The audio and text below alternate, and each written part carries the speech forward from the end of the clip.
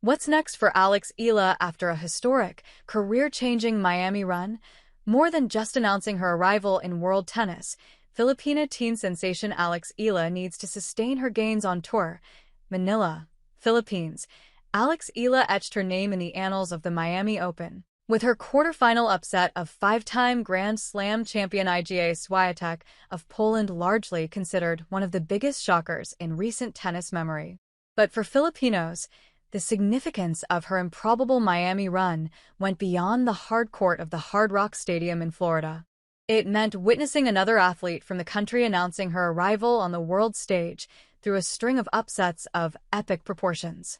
The feat made the 19-year-old Filipina just the third wild card in tournament history to reach the semifinals, something only Justine Henin of Belgium and Victoria Azarenka of Belarus have achieved. But the difference is that Eala was a virtual unknown coming into the competition, while Henin and Azarenka were granted wild card spots by virtue of both being former world number one players. With Eala's expected surge in the world rankings, there will also be a change at the top of the Southeast Asian totem pole. Eala was overtaken in recent months by Manangkaya Sawanki of Thailand as the highest-ranked Southeast Asian in the world. But the Filipina will officially leapfrog past the Thai world number 110 by Monday, March 31st. The projected rise to world number 75 from 140 also guarantees Eala a berth in the main draw of the 2025 French Open starting May 25th. This will be a huge boost for Eala, who missed out on the Grand Slams in 2024 after falling in the last round of the qualifiers for the French Open, Wimbledon, and the US Open. The next few months will be critical in the development of the lefty Eala, a 2022 US Open Girls champion, which has been fast-tracked after her deep run in Miami. She most likely will no longer be playing in the lower-level ITF events, and the next big tournament on the horizon is the WTA 1000 Madrid Open. Chances are high that she will have a place in the main draw, whether it is from her new career high ranking or from a wild card invitation. Eala was a wild card in the 2024 Madrid Open, and she ended up winning her opening round match against then world number 41 Lesia Tsurenko of Ukraine. Before the Miami Open, Tsurenko was the highest-ranked player Eala had beaten. At that time, the second round of the Madrid Open was also the farthest Eala had gone in a WTA event. Between the Miami Open and the Madrid Open, there's a 4-week window of WTA Challenger events in the calendar. Expect Eala to be in a number of these competitions. Eala's campaign in Miami was not only a coming-out party for her, but also a history-making venture on various fronts, which has far-reaching positive implications for her career. No Filipino had ever beaten a Grand Slam champion before, yet Eala did it thrice in one tournament. When Filipino-Americans Eric Taino and Cecil Mamiat had similar feats decades ago, they were representing the United States at the time of those victories. The two eventually became longtime members of the Philippine men's tennis team.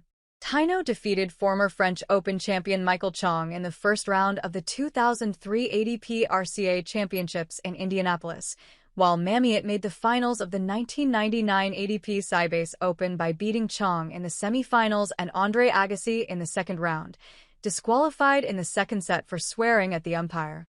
Before bowing out to world number 4 Jessica Pegula in the semifinals, Eala appended a trio of tennis major winners, with Swiatek the most high-profile victim as the Polish star owns the most Grand Slams among all active players in the post-Serena Williams era, 4 French Open titles, and 1 US Open championship. The 5'9" Eala also defeated reigning Australian Open champion and world number 5 Madison Keys of the United States in the third round, making Eala the first Philippine player to beat players ranked in the top 5 in the world. Eala likewise eliminated former French Open champion Yelena Ostapenko of Latvia in the second round. The Stunners made Eala just the second wild card to topple 3 Grand Slam winners in the same WTA event, the other being Alina Svitolina of Ukraine. Her semi-final finish in the Miami Open, a tournament just a notch below the Grand Slams, is the farthest that a Filipino, male or female, has reached in the WTA or ATP. Eala's climb to number 75 will also be the highest ranking in the modern era attained by a Filipino. Mamie had a career-high ranking of 72 after reaching the second round of the Australian Open and the US Open in 1999, but that was 5 years before he changed federations and became part of the Philippine team. Eala's magical campaign was also reminiscent of the time when a still relatively little-known Manny Pacquiao stopped in the 11th round Marco Antonio Barrera, the dreaded baby-faced assassin from Mexico, and then the Ring magazine #3 pound-for-pound boxer in the world, during their 2003 People's Featherweight title bout in 2003 at the Alamodome in San Antonio. It was similar, too, to the Filipinas football team scoring a 1-0 stunner over home team New Zealand in Auckland to prove they were not in the 2023 FIFA Women's World Cup as a token entry. Her feat likewise gave the same feeling when Eala's Pilipinas shocked world #6 Latvia in Riga, 89-80, during the 2024 FIBA Olympic qualifying tournament.